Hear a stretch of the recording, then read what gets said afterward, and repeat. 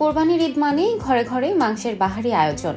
ভুনা, কোরমা কিংবা কালা ভুনার পাশাপাশি অনেক পরিবারেই এখনো টিকে আছে পুরনো দিনের কিছু ঐতিহ্যবাহী রান্না। আর সেই তালিকায় অন্যতম হলো গরুর মাংসের শুটকি। সময়ের সঙ্গে আধুনিক খাবারের জনপ্রিয়তা বাড়লেও এই খাবারের আলাদা কদর আজও কমেনি। গ্রামের রান্নাঘর থেকে শুরু করে শহরের অনেক পরিবারেও ঈদের পর মাংস সংরক্ষণের বিশেষ উপায় হিসেবে তৈরি করা হয় এই শুটকি। বিশেষভাবে শুকিয়ে সংরক্ষণ করা গরুর মাংস দীর্ঘদিন ভালো থাকে। পরে ভর্তা, ঝাল ভুনা কিংবা মশলাদার রান্নায় এটি এনে দেয় একেবারে ভিন্ন স্বাদ।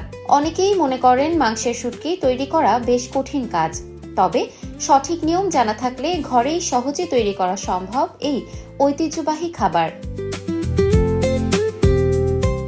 শুটকি তৈরির জন্য প্রথমেই বেছে নিতে হয় ভালো মানের মাংস। হাড় ও অতিরিক্ত চর্বি ছাড়া মাংস ব্যবহার করাই সবচেয়ে ভালো, কারণ চর্বি বেশি থাকলে সংরক্ষণের সময় দুর্গন্ধ কিংবা ব্যাকটেরিয়া তৈরির ঝুঁকি থাকে। এরপর মাংস মাঝারি আকারে কেটে পরিষ্কার করে ধুয়ে নিতে হয়। তারপর একটি হাঁড়িতে পানি নিয়ে তাতে আলাদা আদা বাটা, রসুন বাটা, হলুদ, লবণ ও আস্ত গরম মশলা দিয়ে ফুটিয়ে নেওয়া হয়। মশলাযুক্ত সেই পানিতে মাংস ভালোভাবে সিদ্ধ করতে হয়, যেন ভেতর পর্যন্ত পুরোপুরি সিদ্ধ হয়। সিদ্ধ হওয়ার পর ঝাঁঝরিতে তুলে পানি ঝরিয়ে নিতে হয়। এরপর শুরু হয় সবচেয়ে গুরুত্বপূর্ণ ধাপ, শুকানো।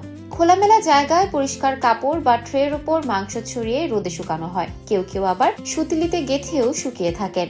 রোদ কম থাকলে চুলের পাশে কিংবা ওভেনের কম তাপমাত্রাতেও ধীরে ধীরে শুকানো যায়, তবে একদিনে নয়। কয়েকদিন ধরে শুকালে শুটকির স্বাদ ও সংরক্ষণ ক্ষমতা দুটোই ভালো হয়। পুরোপুরি শুকিয়ে গেলে এটি দীর্ঘদিন সংরক্ষণ করা যায়। ফ্রিজে রাখলে সাধারণত 6 থেকে 8 মাস পর্যন্ত ভালো থাকে, আর বাইরে রাখতে চাইলে মাঝে মধ্যে রোদে দিতে হয়। চট্টগ্রাম অঞ্চলে আবার মাংস ভেজে কোয়াব নামের এক ধরনের বিশেষ শুটকিও তৈরি করা হয়।